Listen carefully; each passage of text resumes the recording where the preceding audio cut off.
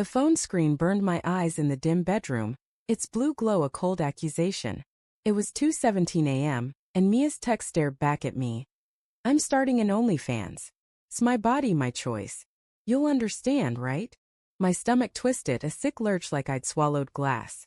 Her words didn't just sting, they clawed, each syllable a jagged edge. I reread the message, hoping I'd misunderstood, but the truth pulsed like a bruise. She hadn't asked.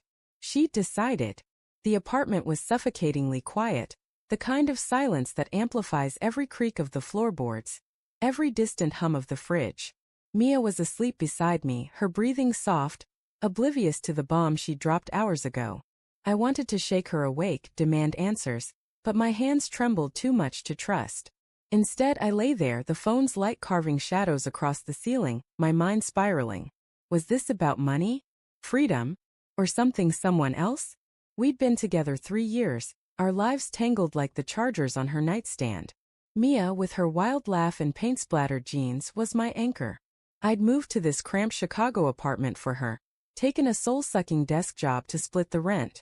But lately she'd been distant, her phone always face down, her smiles fleeting, her excuses vague.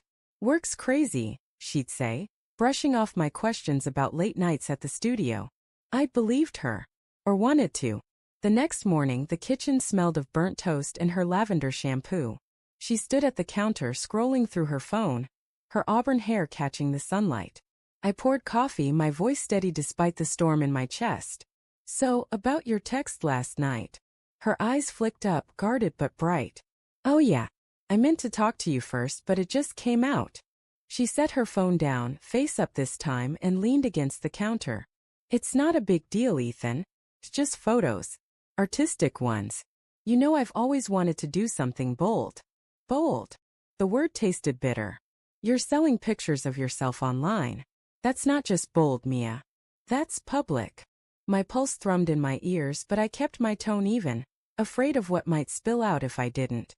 She crossed her arms, her jaw tightening. It's my body. I get to decide what I do with it. You've always supported my art. Why's this different? Because it's not just art. The words burst out louder than I meant. I gripped the mug, the ceramic hot against my palms.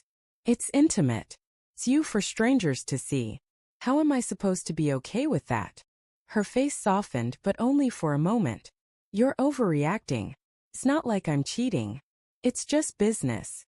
She stepped closer, her hand brushing my arm, but it felt like a stranger's touch. You trust me, don't you?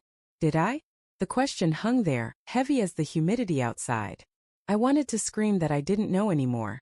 That her secrecy was a knife in my ribs, but I nodded. Yeah, I trust you. The lie tasted like ash. Days bled into weeks, and the apartment became a minefield. Her phone buzzed constantly. Notifications from strangers, I assumed, praising her content. She'd laugh at her screen, then go quiet when I entered the room. I tried to ignore it, to rationalize. She was an artist. This was her outlet. But the red flags multiplied. A new perfume I didn't recognize, late-night client calls. A locked folder on her laptop she shrugged off as work stuff. Each clue was a splinter under my skin. Too small to confront but too sharp to ignore. One night I couldn't take it anymore. She was in the shower, her phone left on the couch. My heart pounded as I picked it up. Her passcode burned into my muscle memory. I opened her messages, guilt souring my throat. There it was, a thread with someone named Alex. Heart emojis. Flirty banter. A photo of Mia, one I'd never seen. Her smile radiant in a way she hadn't looked at me in months. My hands shook as I scrolled, each message a fresh wound. Miss you already, Alex wrote. Can't wait to see you again. The shower stopped. I dropped the phone, my chest tight with panic. When she emerged, towel-wrapped and humming, I couldn't look at her. Ethan, you okay? She asked, her voice light, oblivious. Yeah. I choked out, my eyes on the floor. Just tired. I didn't sleep that night. My mind replayed every moment of our relationship, searching for cracks I'd missed. Had she always been this secretive? Had I been too blind to see it? The betrayal wasn't just Alex. It was the life she'd built behind my back. The trust she'd shattered without a second thought. The next evening, I confronted her. We sat on the couch, the city's neon glow bleeding through the blinds. Who's Alex? I asked, my voice low, trembling with the weight of what I knew. Her face froze, her eyes darting to her phone. What? I saw the messages, Mia. Don't lie to me. She exhaled long and shaky, then met my gaze. It's not what you think. Alex is a friend. A collaborator. We're working on something together. Working on what? Secret photos? Late-night meetups? My voice cracked, anger and heartbreak colliding. You're lying to me, and I'm done pretending it's okay. Tears welled in her eyes, but she didn't deny it. I didn't mean to hurt you, she whispered.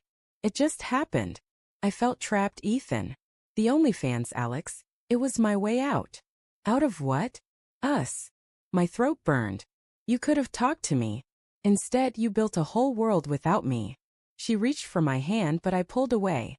I still love you, she said, her voice breaking. I needed more. The room spun.